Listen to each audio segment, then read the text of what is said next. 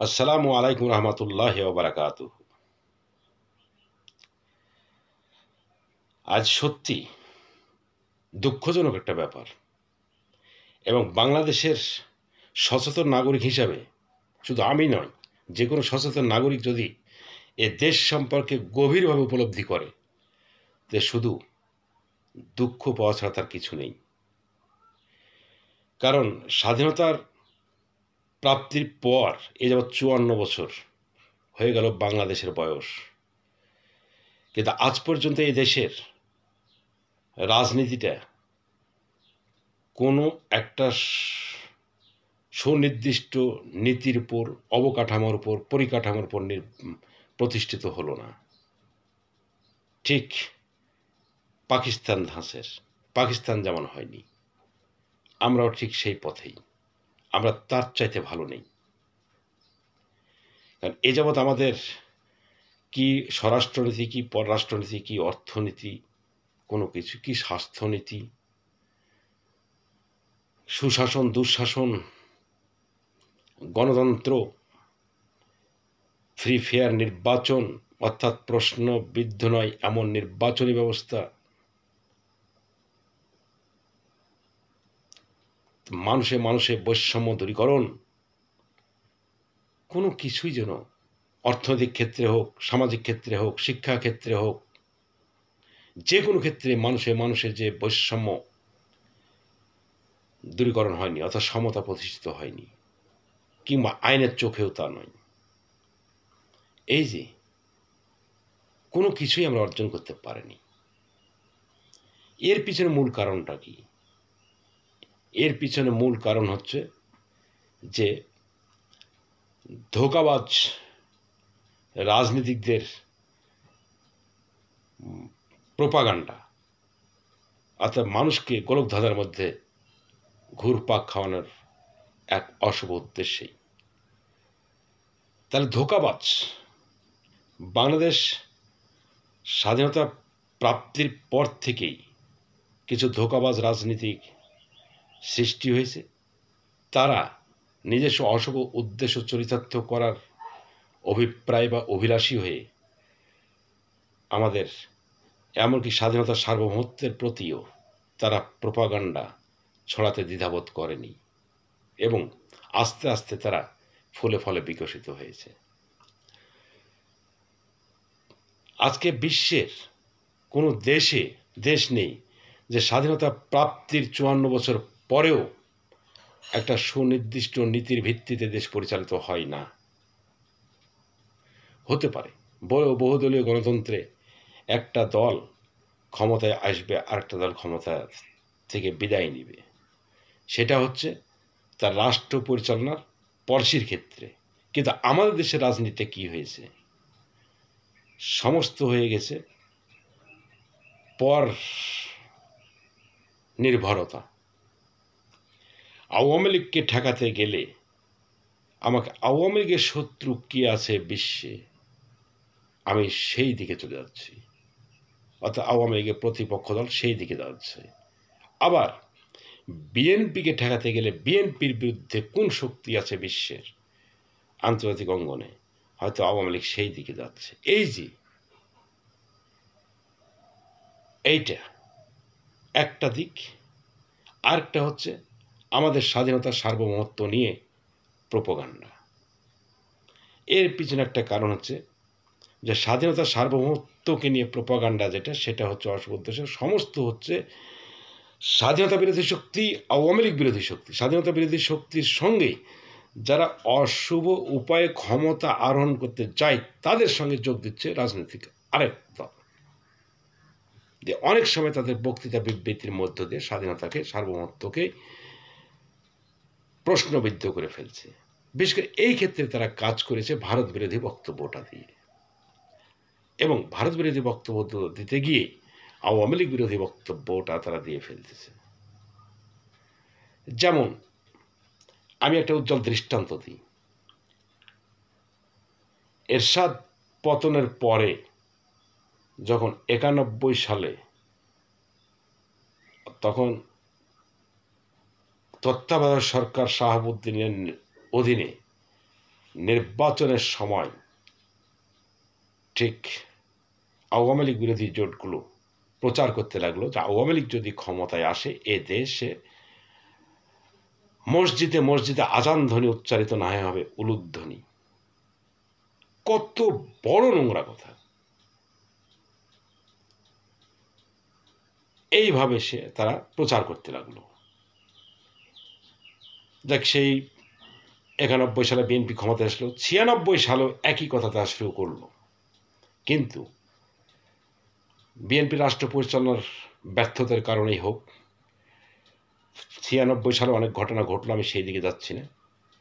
বিচারপতি হাবিবুর রহমানের নেতৃত্বাধীন কেয়ারটেকার সরকারের অধীনে নির্বাচনের মাধ্যমে অত্যন্ত ফ্রি, ফেয়ার, ইনক্লুসিভ, ইম্পার্শিয়াল নির্বাচনের মাধ্যমে আওয়ামী লীগ ক্ষমতায় আসলো।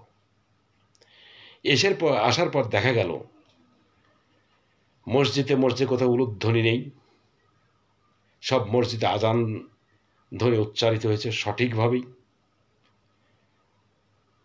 দেখ, এইভাবে প্রোপাগান্ডাটা শুরু হয়ে গেল। তারপরে শুরু হয়ে গেল কি এখন,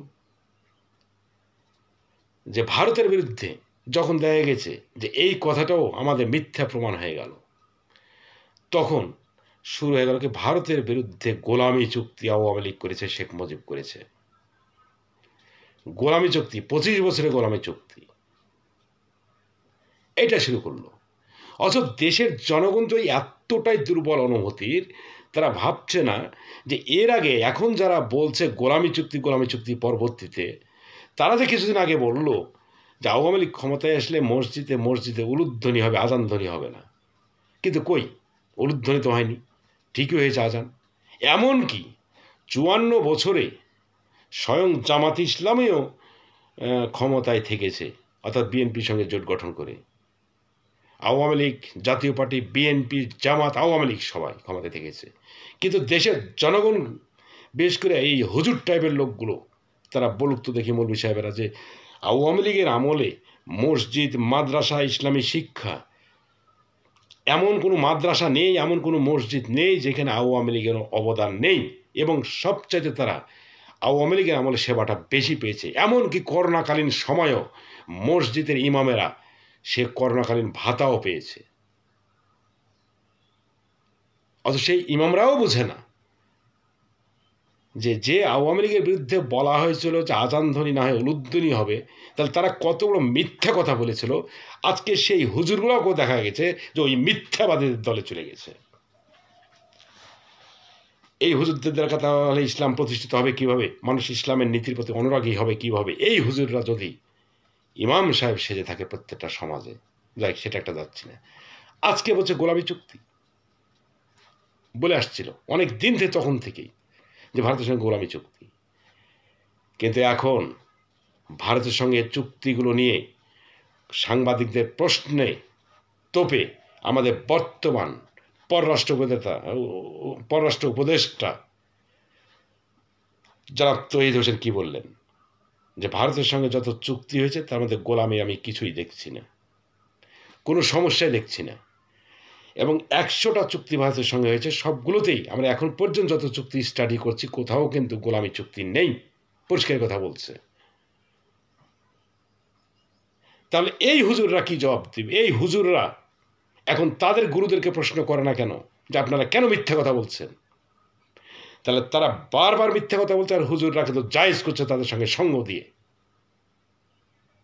দুঃখজনক হলো এই আমাদের মুসলমানদের জন্য, এটা বিশাল দুঃখ। এবং এই হুজুররাই আমাদের মুসলমানদের জন্য এখন বিশাল অভিশাপ, কারণ তারা সরাসরি, তাদের মধ্যে কোনো কৃতজ্ঞতাবোধ নেই, তারা মিথ্যা কথা প্রচার করে, এবং মিথ্যা কথা যারা বলে তাদেরকে সমর্থন দেয়, অনুসমর্থন দেয়, দিয়ে তাদেরকে প্রেরণা দেয় মিথ্যা কথা বলার জন্য এই হুজুররা। কারণ এই হুজুররা যত বলে মিথ্যা কথা আর কেউ বলে না। কোথায় সে আওয়ামী লীগের আমলে মসজিদে মসজিদে উলুধ্বনি? এই হুজুররা এ কথাও বলতে পারে না যে আওয়ামী লীগের আমলে এমন কোনো মসজিদ মাদ্রাসা নাই যেখানে আওয়ামী লীগের সেবা পায়নি এবং আওয়ামী লীগের অনুদান নাই। করোনাকালীন যে সব হুজুররা ওই ভাতা খেলো, সরকার দিল, সেটাও স্বীকার করে না তারা। কিন্তু যারা কিছুই দেয়নি, না দিয়েছে ইসলামের জন্য, না দিয়েছে দেশের জন্য, আজ এই শিক্ষকেরা এটাও বলে না। দেখেছি বিভিন্ন স্কুলে শিক্ষকরা উল্লাস করতেছে, তারা শেখ হাসিনা সরকার 1 তারিখে, জানুয়ারি 1 তারিখে ছাত্রদেরকে বই দিয়েছে। বই দেওয়ার প্রচলন শেখ হাসিনা সরকার, যেমন এই শেখ হাসিনা সরকার অনুদান এবং এ প্রকল্পের তারই হাতে তৈরি করা, ছাত্রদেরকে বই দেওয়া বিনামূল্যে। এবং এটাও ঠিক যে শেখ হাসিনা সরকারের উদ্দেশ্য ছিল ছাত্রদের জীবন থেকে একটা দিন যেন, শিক্ষা জীবন থেকে একটা দিন ঝরে না যায়, যার জন্য 1 জানুয়ারিতেই বই দিত। অথচ আজকে এই ডক্টর মোহাম্মদ ইউনূস ক্ষমতায় এসে এই হুজুরদের সমর্থনে দেখে গেছি সাদা পাঞ্জাবি, টুপি, পায়জামা, অর্থাৎ মানুষের, মুসলমানের সেন্টিমেন্টের আবেগ কিনে তারা হীন স্বার্থে ব্যবহার করছে। তারা আজকে এই শিক্ষকরাও আজকে এই জামাত সমর্থিত ডক্টর মোহাম্মদ ইউনূস সরকার 3 মাস হয়ে গেছে, তবু ছাত্রদের বই দিতে পারেনি। অথচ এই কথা কমপক্ষে স্কুলের শিক্ষকরা বলে না, তারা তাদের পিছনে ঘুরছে। এই হচ্ছে আমাদের মহান শিক্ষকেরা, সব সত্য মিথ্যা বলতে পারে না। আরে শিক্ষকদের মধ্যে তো দেখা গেছে অত্যন্ত উল্লসিত হয়ে বঙ্গবন্ধুর ছবি নামাইতে গেছে শিক্ষকরা স্কুলে স্কুলে। কিন্তু সময় তো একদিন আসবে, সময় তো আসবে এই শিক্ষকের একদিন এই তাদের ছাত্রদের কাছে ঘৃণিত পাত্র হিসেবে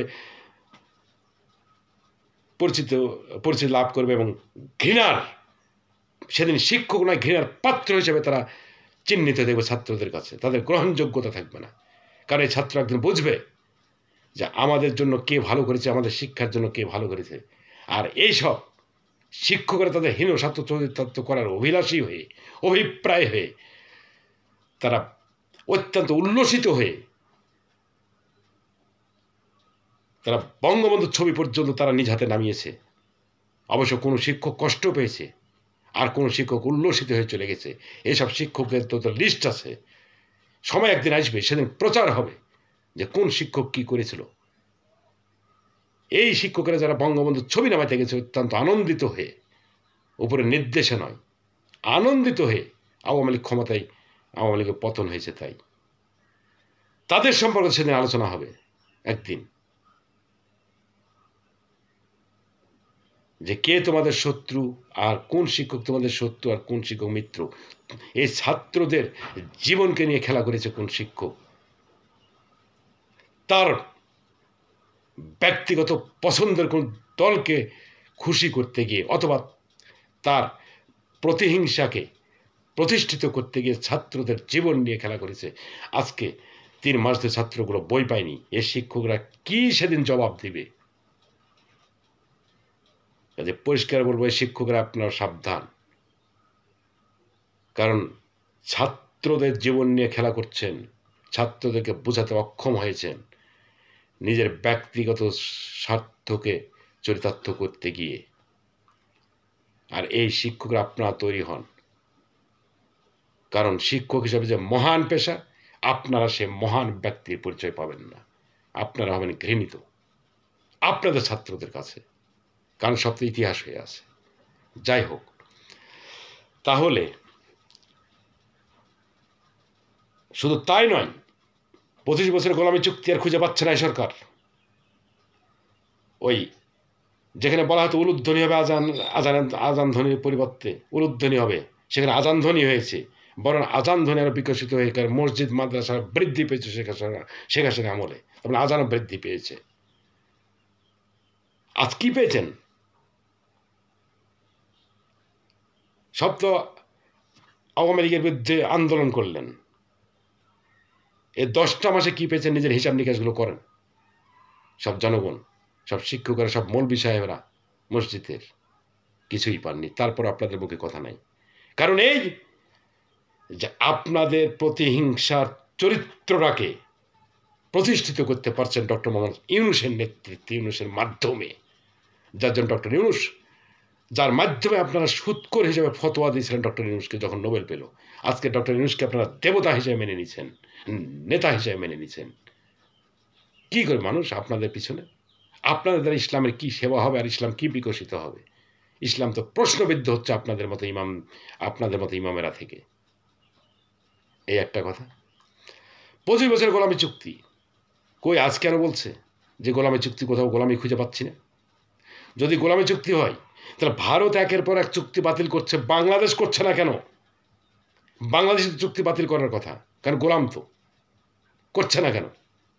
ধোঁকাবাজি। শুধু এটাই তাই নয়,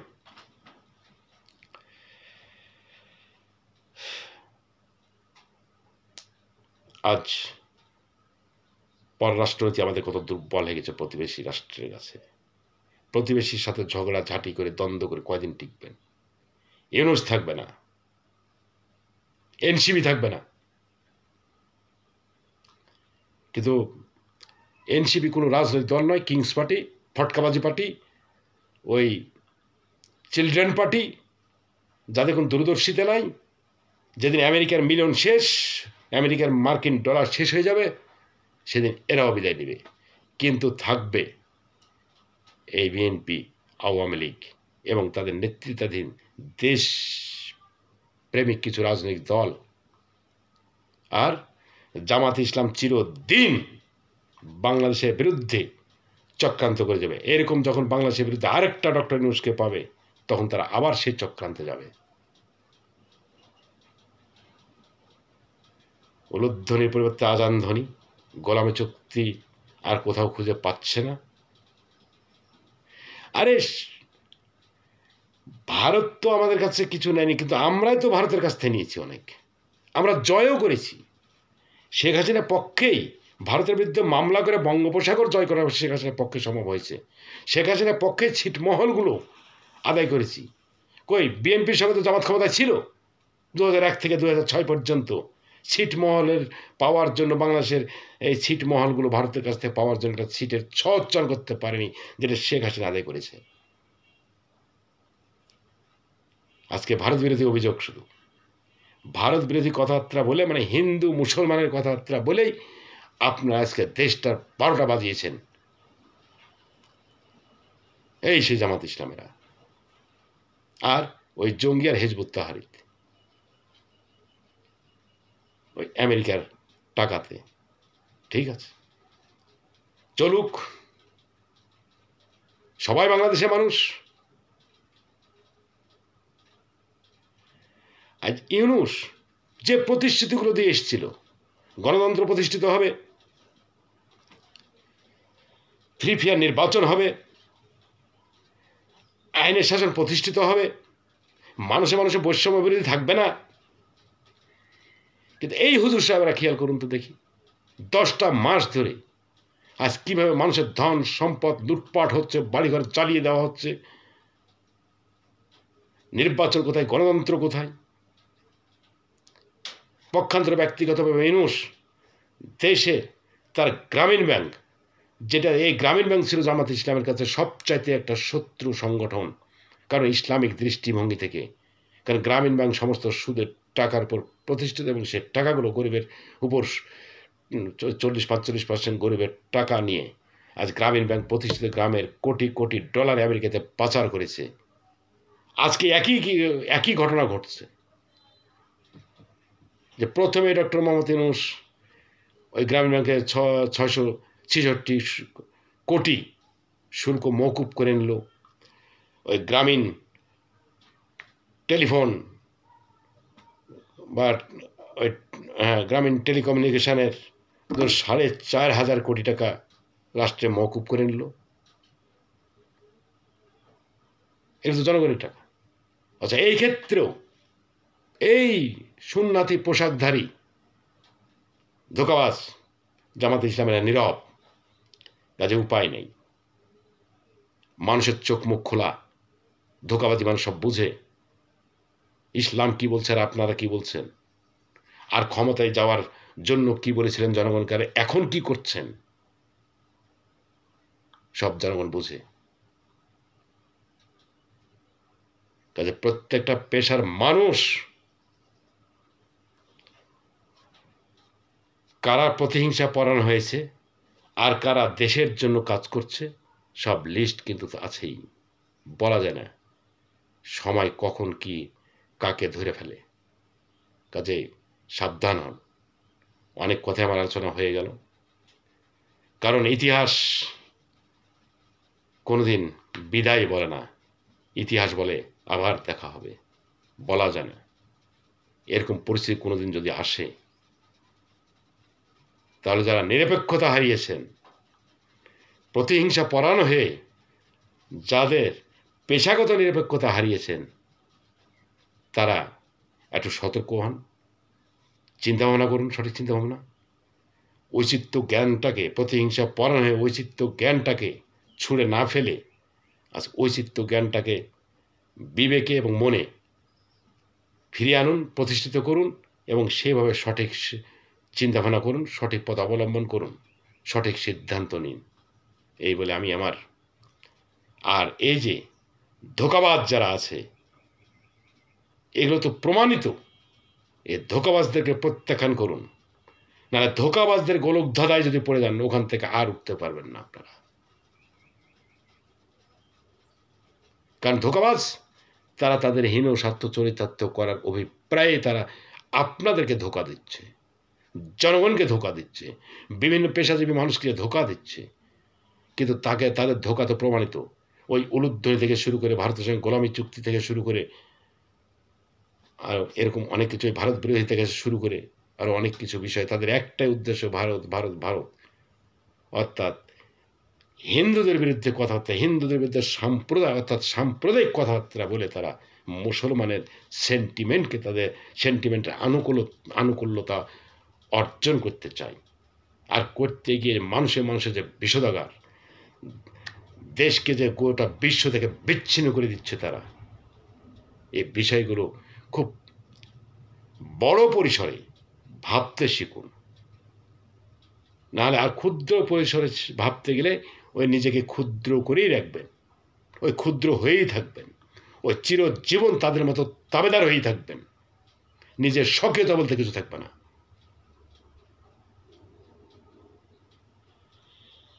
এই বলেই এই আহ্বান জানিয়ে আমি আমার বক্তব্য শেষ করছি। আল্লাহ হাফেজ।